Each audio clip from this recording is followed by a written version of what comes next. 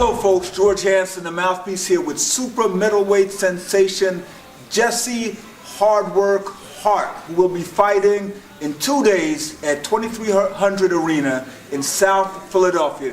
I just want to talk to Jesse. He's an exceptional fighter. I've known him since the amateur. I know his father, the legendary Cyclone Hart. How you doing, Jeff? Great, man. Man, you're fighting this fight. This is your 16th fight. Right. You've been moving rapidly. Right. You turned pro in 2012. Right. How has it been, the transition from the amateurs to the pros? I think it's been great because you got to look at the trainers I have in my corner. You know what I mean? Fred Jenkins, all-time great. Had the first IBF champion, which was Charlie Choo Brown. My dad was explosive, dominating fighter. I mean, you can't take my dad credit. Everybody who they put in front of him, he fought. I mean, if he didn't knock him out, it went the distance. So they crumbled. So, only two under distance. Only two did that. So, and my dad had 19 straight knockouts. The only one to beat his record was Earl the Pearl Hargrove. Right. So you got to look at things like that. I come from a pedigree, and everything is just like moving good. And I think the transition from the amateurs to pros went great. My dad surrounded me with the right type of people. Okay. And again, I say, Fred Jenkins is the most underrated trainer I think there is. You grew up in Philadelphia, and your father's a legend. Right. I mean, everybody knows Eugene Cyclone Hart. Right. A lot of us would believe there would have been a lot of pressure being his son. How were you able to handle it? I think I just love to fight. I don't care about the pressure of being my father's son. My dad is my dad. I just like to fight. When you got that type of mentality, you know what I mean, nothing matters. And my dad always said, you know, he's gonna love me no matter what. And I think that's what took the pressure off. Like, you know what I mean? You my son. I don't care if you be a great boxer, but if something you want to do, I put it in you because I wanted you to do it. You was the son I chose to do it. So when you got a father like that pushes you to do great things, you wanna make him proud, but then you don't want to just do it for him. You want to start doing it for yourself as well. And I mean, and I looked at, this is what I want to do and this is what I want to be. You know what I mean? I want to be a fighter. You know what I mean? It's in my blood. It's something I love to do. I mean, there are rumors that when you were born and the doctor brought you out, when he slapped you, hit him with a combination, knocked his glasses off. How true is that rumor, man? Might be true. You never know. I can't remember that. But man, it's just wonderful, man. Like I said, my dad, when I was being born, this is how deep this trend is with my team. Fred actually drove my dad to the hospital. Oh, Fred Jenkins? Yeah. Yeah. Fred's a great trainer. He has yeah. Brian Jennings who's about to knock out Klitschko. Explosive heavyweight. Going to do it. Got the will to do it. I mean, you know, I thought about this fight, you know, I think months ago, and I said, Severn won't be enough. He'll run over Severn. But for people to know that he's the real deal, he's going to have to knock out Klitschko. Okay. And now they're going to give him a shot. I know he's going to do it. I know he's going to do it. I seen Klitschko last fight. Brian Jennings is just, I think he's the Holyfield of the heavyweight division now. He keeps coming in, and I don't think Klitschko is ready to deal with somebody being all over him. Just keep mauling him and just being all over him. Okay. Brian Jennings is going to do that, and I think that's what's going to make the difference in the fight. Okay. Going back to you, I was convinced. I saw you in the amateur. I was actually the ring announcer when the amateur fight. I saw you in the amateur, and I thought, there's no way this guy's not going to make the 212 Olympic team. What happened? Man, you just got, you know, I hate to say politics, but it just didn't go my way. I mean, I won Olympic trials. I thought after you won Olympic trials, I thought, you know, you're on an Olympic team. Then they had me go to the Olympic qualifier. A tragedy had happened that was still on my mind when my brother got killed. Okay. So, you know, when you keep dealing with that, when you get a chance to sit down and really fathom it, you know what I mean, you kind of get lackadaisical, like, wow. I mean, you kind of get down, but you know that you're fighting for something. And I just had to keep pushing and keep pushing. And I don't think nobody, I beat every great fighter that they put in front of me in the United States when it was the Olympic year. Right. You know what I mean? From the Demetrius Bolletts to the Chris Pearsons to I beat all them Jews. I mean, I beat them convincingly. If I didn't beat them one time, I beat them twice. Okay. You know what I mean? So I just think, you know, it didn't go my way because of politics. You know, Al Heyman grabbed the whole Olympic team. What people don't know is he funded for many of those trips to go, and He said, I'm just speaking, you know, Sam Watson called Al Mitchell, who was, you know, training me at the time, was like, well, Jesse going to, and I was like, you know, I'm not going to take that route, I'm going to weigh my options. Okay, and I think, you know, I think that's what got, I mean, I don't know what happened. I'm not saying that yet, the rig, none of that, but I'm just saying, like, I don't know what happened. Like, you know. To us, man, it's like putting Michael Jordan on the Olympic squad and he gets cut. Right.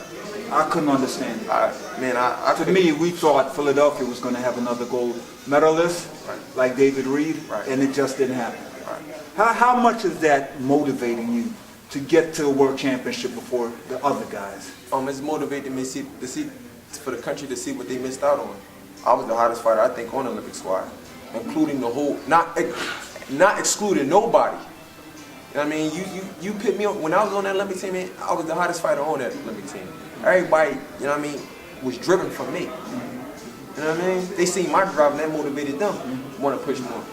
But I never needed nobody to motivate me. Never needed nobody to motivate me. You know what I mean? I was self-motivated. I come from North Philly, 20th and Berks. That's all the motivation in the world. You know what I mean? If you can make it out of North Philly, 20th and Berks to be exact, I mean, you that's all the motivation you need. You know what I mean? You're now 15-0, 12 knockouts. Samuel Miller is coming all the way from Colombia.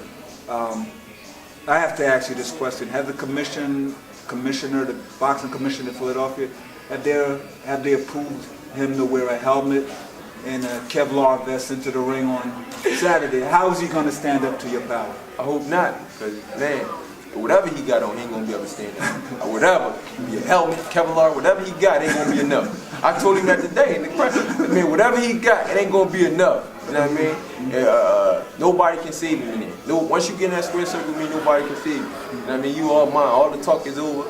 Like I said, in training camp when I was with Fred Jenkins, I think this fight right here is going to catapult me into a superstar, and it's going to be one of my impressive knockouts. It's not going to be like, you know, because just off him having 25 knockouts alone, right, more knockouts than I had fights.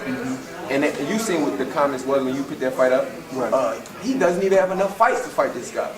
He doesn't even have a chance. You know, you got some doubters, so right, you know. But when they get in there, you know, skill outweighs all things. Like you just said, skill outweighs that, and that's what the people don't understand.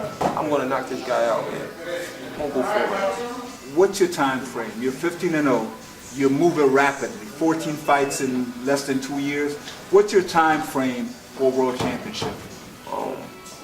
Well, Bob said we're going to try to get a championship fight next June with Arthur Abraham if he's still a WBO champion. And I just believe in him, man. I believe in Bob Arum. You know, he had Floyd Mayweather, Oscar De La Hoya. The list goes on. You know the fighters that he had, Muhammad Ali.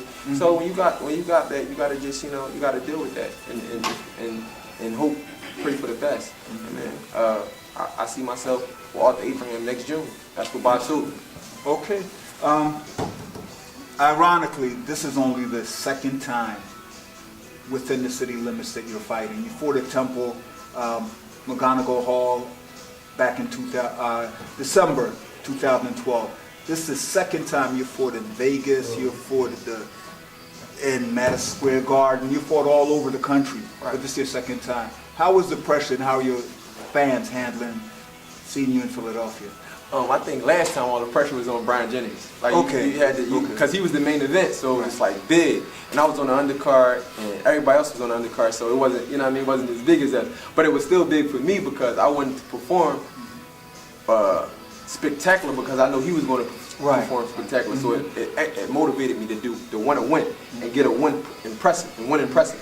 But now it's just like when you're the main event, there's a lot of pressure. I think selling a fight was the hardest thing in the world. I mean, it wasn't the hardest thing because, like my dad always tell me, you're the type of fighter that money can't sell you. You can sell yourself. That's what you have to adapt.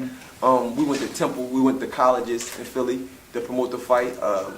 I gave out turkeys on the 22nd in my neighborhood. Bobby Flick helped me with that. I gave out toys just to, I saw that.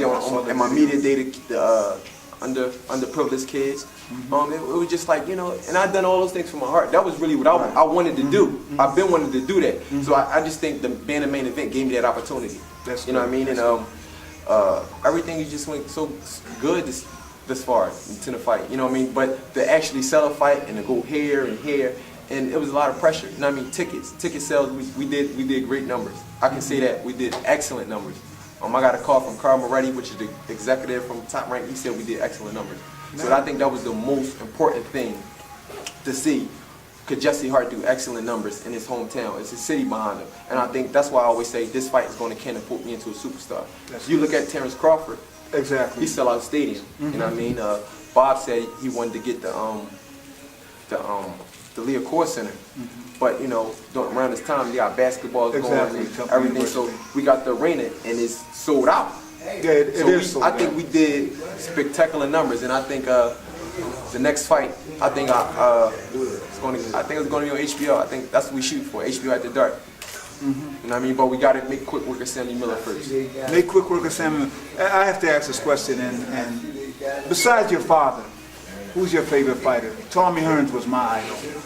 Who's your favorite fighter? Besides my dad, Brian Jennings. Brian Jennings? Brian Jennings is my favorite fighter besides my dad. Besides your dad. Let's go a little old school. Old school. Who do you try to emulate? Some people have made comparison between Bob Foster, Tommy Hearns, all the tall, rangy guys that can punch. Old school, you gotta give. I think Henry Armstrong was dominant. A lot of people don't know that. I think the move up from weight classes. I mean, before Floyd was doing it, you got all these belts. He did it when he was only one title. And many people don't know in 1939 he defended his welterweight title 6 times in 30 days. In 30 days, unheard of. Just off that alone, I think. And people say Ray Robinson was the greatest. Besides, man, I think Henry Armstrong. You know what I mean? It's on the same level as Sugar Ray Robinson. Sugar Ray Robinson had the moves, he had the wit, he had the smart, and he had character and charisma. I think that's what suited Henry Armstrong. He didn't have that. He just knew how to fight when it was time. How many weight classes? You're 6 feet 2 inches. 3. 6'3", excuse me. You're 6'3", you can make middleweight. You're fighting a super middleweight. How many weight classes? Man, we going to heavyweight. Heavyweight. Yeah. I don't want to see Brian Jennings though, but he got all the belts. If he got all the belts, I ain't going up there. But you know what I mean? If I think I'll finish my career at heavyweight, man. Fred Jenkins said I'd be strong enough. We got to see how my body matures, and I think we can do that. Last question. A lot of people tend to come around you because of your personality. You're the guy, it doesn't seem like there's any pressure. Jesse's always happy-go-lucky, you're always telling jokes. Where do you get that from? Even if on fight night, you're still joking around? Growing up in a household with my sisters and my brother Amin. Okay. My brother Amin, man, funny, he crack jokes all the time, all day. Funny story is, he just slipped on a curb the other day. It was like unconscious, and when he woke up, he told me, man, I got some long feet, man. That's why I did that. Like, he busted a joke in the hospital. Like, that's where I get that from, man. You can never have too much pressure when you come up in a household like that, man. Everything is fun. I mean, boxing is fun. It's not the mad fighter that wins. It's the happy fighter. The fighter that loves what he's doing. You're having fun. Right? The fighter that loves what he's doing. The fighter that loves getting up in the morning and run. It's not the mad fighter. I can to elaborate on that. Hank. Hank, before he got in there, he was real emotional. Right. Like, looking mad last Saturday. And I said to myself, it's not the mad fighter that wins, it's the happy fighter that wins. The fighter that loves doing what he's doing. Getting up, running in the morning. He's happy to run, happy to hit the heavy bag, happy to go out there and shake hands and perform, jump rope, just to jump rope, just to lace up the gloves. That's the fighter that wins, man. The happy fighter that loves what he's doing. And I think that works out for me. I'm happy, man. I love what I do. I mean, but when it's fight time, I turn into a different person. You know what I mean? I'm happy to decimate a man, to bring a man to his demise. I must conclude with this. I mean, every time I see you, you're always immaculately dressed. You force me to go to the back of my closet, pull out the old school suit. Where do you get your sartorial splendor from, man? Where do you shop? My pop. Where do you shop? Who's your tailor? Oh man, Italian guy. Right there on 8th and Market. Italian guy. You know what I mean? It's Italian. Very nice suit. Yeah. I gotta get one. It's gonna cost you. It cost you a little. It cost you a lot. Okay. It's gonna cost you. Okay. Yeah, I just think my dad, man, he used to dress like this when he was fighting. Right. If you look at it, it's on Google with him and Benny Briscoe. When I he saw signed the poster, contract. right. He had the I had that pinstripe suit on. exactly. You know what I mean? And I think that's where that come from. My dad, that just certain things you inherit naturally. You know what I mean? My dad was a sharp dresser. You know what I mean? So I think Sharp I dresser, sharp puncher, I mean. everything, had a great smile, everything. So I think certain things you can't get away from. You just inherit. It's in your DNA. Okay. Last one. You can look into the camera, tell the folks what they can expect on Saturday. You can expect fireworks, explosiveness, great movement, smart fighter. You know what I mean? Going to the game plan. I think Sammy Miller won't last 5 rounds. With the game plan that Fred Jenkins and my dad came up with, it will not go the distance. But you're going to see Jesse Hart win in spectacular fashion. I can guarantee you that. Well, there you have it, folks. Super middleweight sensation, Jesse Hard Work Hart, the son of legendary fighter Eugene Cyclone Hart, trained by the great Freddie J. He will be explosive on Saturday night. If you haven't gotten your tickets yet, go out and get them. See you ringside. Thanks, man.